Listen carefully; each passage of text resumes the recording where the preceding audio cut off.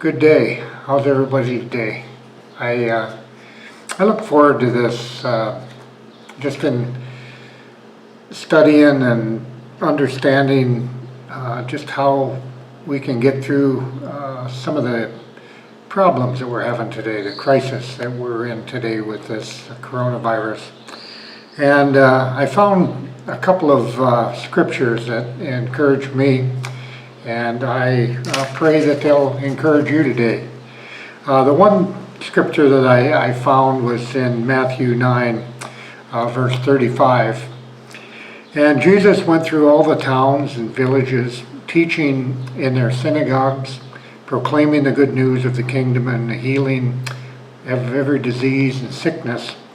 And when he saw the crowds, it says he had compassion on them.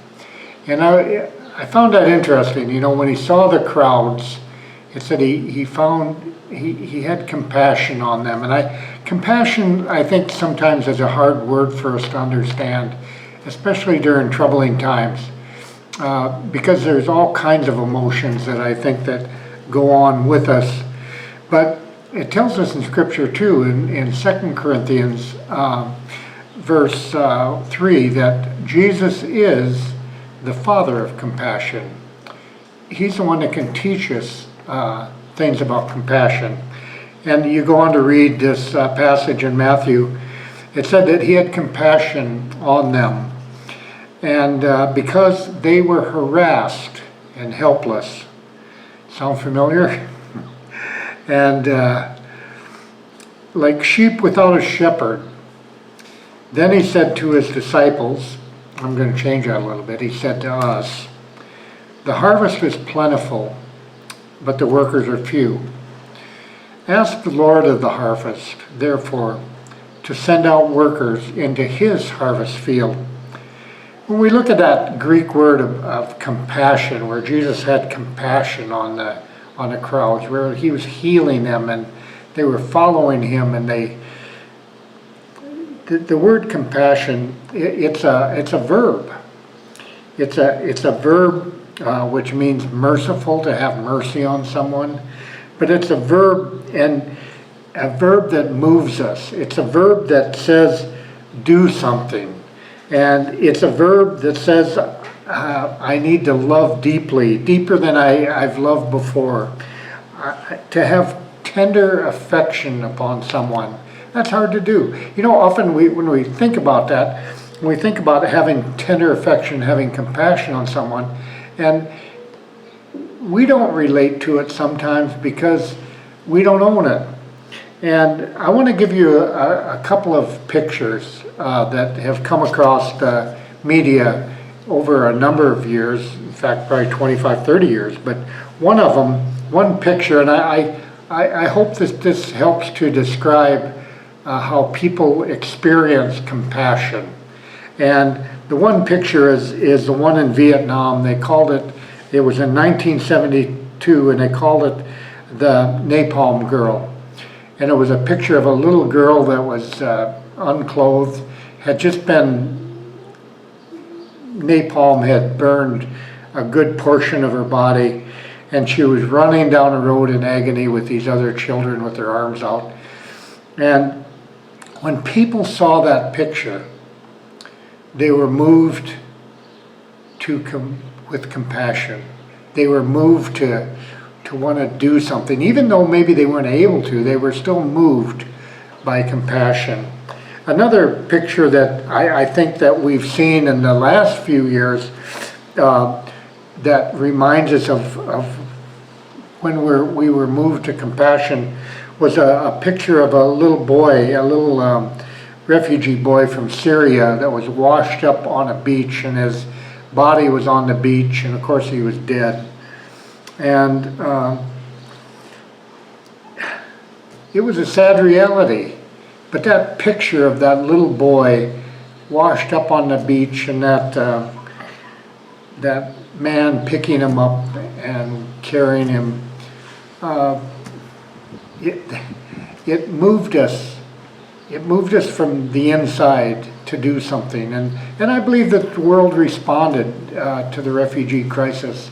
It took pictures like that to kind of get us going. And compassion should move us. And when Jesus was the father of compassion, and he had compassion on the crowd, I suggest to us today that we need to look at this word. We need to look at the compassion that lies within us, and we need to be moved to do works of compassion in our world today.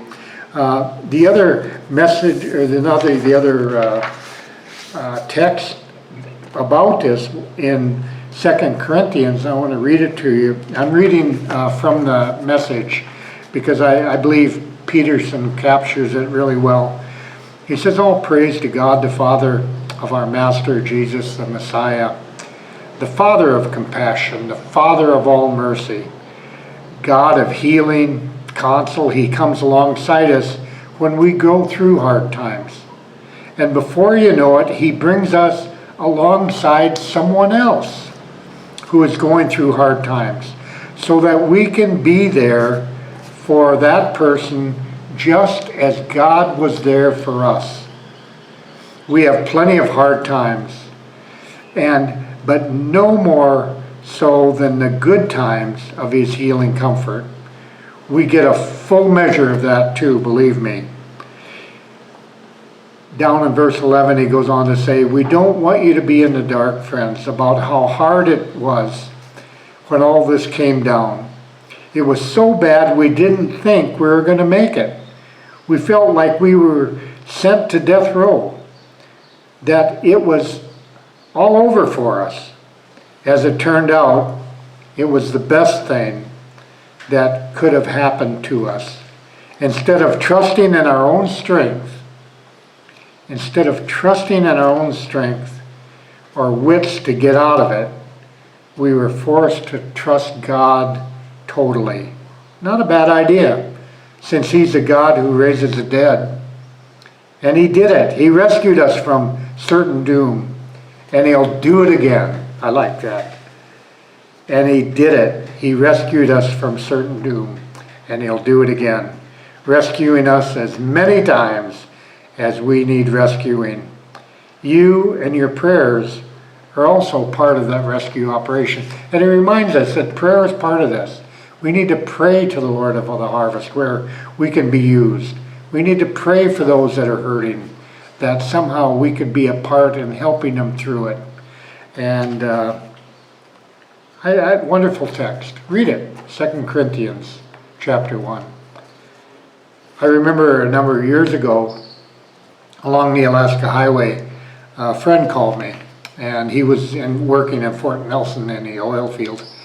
And he said to me, he said, "Al," he said, "I ran into a couple at the gas station. They were coming down from Alaska, heading to Seattle." He said they were tired, they were driving all night, and they were taking turns, and one would get out and slide over and get on the other side, and the other one would slide over and drive, and they did that a couple of times. And they got to Fort Nelson and realized that during one of these times of moving over to let the other one drive, they'd pushed their valuable purse out somewhere on the highway.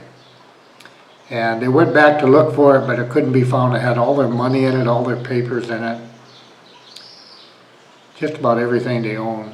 They had a little baby with them. And he asked me, he said, "Can you help?" He said, "I put some gas in their car," and he said, "I fed them breakfast." He said, "I didn't have much money, but I gave them all the cash I had." And he said, "When I get to mile 54, would you be there to meet him? I told him you would be there, and maybe you could fill them up with gas or feed them, maybe give them some money so they can get on down their way down the highway." And I said, "Yeah, sure I will." And I called a few of the churches and got some help and some finances put together, and I met them at mile 54, and I saw them coming. I knew the car, and they were so appreciative of it. And I filled their car full of gas and fed them and gave them some cash and said, "There'll be somebody to meet you in Prince George." And I told them what gas station, and people helped them all the way down the line until they got to Seattle and they got home. And I think of that, and I think, it wasn't just one person. It was a number of people that just helped someone out along the way. And I encourage you to be part of that help network in someone's travels. That you can be there for them, just if it's one place along the line, that you can be an encouraging word for them, that maybe you can help them financially or deliver some food to them or just be encouraging to them. I know you already know this. I just wanted to remind you of it today because it's so important. It's so important in what we're going through. God bless you all. Have a good day.